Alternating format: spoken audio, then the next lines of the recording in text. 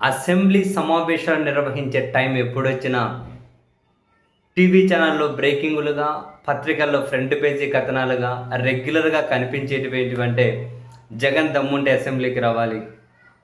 YCP ఎమ్మెల్యేలు జీతాలు తీసుకోకూడదు. వైసీపీ ఎమ్మెల్యేలకు జీతాలు ఇవ్వకుండా చట్టాలు చేయాలి. అండ్ వీటన్నిటికి మించి వైసీపీ ఎమ్మెల్యేలు బై డిఫాల్ట్‌గా అనర్హులైపోతారు. అట్లా 60 రోజులు రాకపోతే కంటిన్యూస్‌గా వాళ్ళని అనర్హులుగా ప్రకటించేస్తాం. జగన్ మీద కూడా అనర్హత పడుతుంది. ఎవరు కాంగా చేయగలిగింది ఏమీ లేదు. డిఫాల్ట్‌గా అనర్హత పడిపోతుంది. ఇవి చాలా రెగ్యులర్‌గా కామన్‌గా కనిపించేటివి. ఇంతకుముందు డిప్యూటీ స్పీకర్గా ఉన్న రఘురామకృష్ణంరాజు గారు చాలాసార్లు మాట్లాడారు జగన్మోహన్ రెడ్డి గారి మీద, వైసీపీ ఎమ్మెల్యే మీద అనర్హత అనే అంశం. ఇప్పుడు ఎందుకో మరి ఆ సార్ అయితే ఇంకా ఈ చర్చలో భాగస్వామి అయినట్లు లేరు. స్పీకర్ గారు అయితే అంటూ ఉన్నారు, వైఎస్ఆర్ కాంగ్రెస్ పార్టీ ఎమ్మెల్యేల మీద అనర్హత వేస్తాం అండ్ వాళ్ళకి జీతాలు ఇవ్వకూడదు, జగన్ అసెంబ్లీకి రావాలి అని చెబుతూ ఇప్పుడు మేము అంటే వైసీపీ ఎమ్మెల్యేలు బయటనే సంతకాలు పెట్టి రిజిస్టర్లు వెళ్ళిపోతున్నారు సభకు రాకుండా. అందుకని ఒక కొత్త సిస్టమ్ ఏదో తీసుకొని వచ్చారట.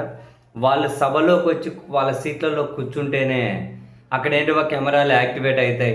అప్పుడే వాళ్ళు సభకు హాజరైనట్లుగా వాళ్ళ అటెండెన్స్ పరిగణలోకి తీసుకుంటాము అని స్పీకర్ గారు చెబుతూ ఉన్నారు. అయితే మళ్ళీ వైసీపీ ఎమ్మెల్యేల మీద అనర్హత అనే పాయింట్ చర్చకు వస్తూ ఉంది.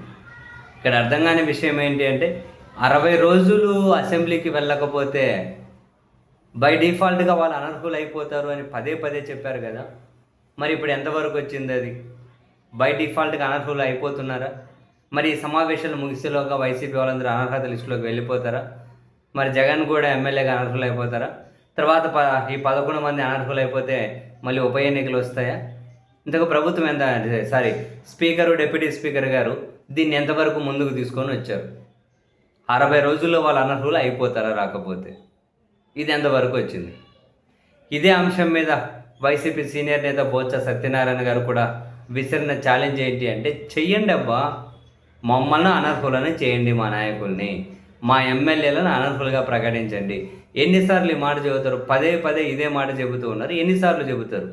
చేయండి. మీరు చట్టం ఉంటే మీ పరిధిలో ఉంటే మీరు చేసేయండి. ఎందుకు ఆగుతున్నారు? మేము దానికి సిద్ధంగానే ఉన్నాం. అనర్హత వేస్తాం, అదేస్తాం, ఇదేస్తామని చెప్పి మమ్మల్ని బెదిరిస్తే అయ్యే పని కాదు. ఇక్కడ భయపడే వాళ్ళు ఎవరు లేరు. మీరు అనర్హత వేసేయండి అని ఆయన కూడా నేరుగానే ఛాలెంజ్ విసిరారు. మరి అసలు ఇక్కడ ప్రశ్న ఏంటి అంటే, ఎంతవరకు వచ్చింది ఆ ప్రొసీజర్? స్టిల్ దానికే స్పీకర్, డిప్యూటీ స్పీకర్ కట్టుబడి ఉన్నారా? 60 రోజులు కంటిన్యూస్గా రాకపోతే అనర్హత వేటు వేసేస్తారా? ఇది ఒక ప్రశ్న.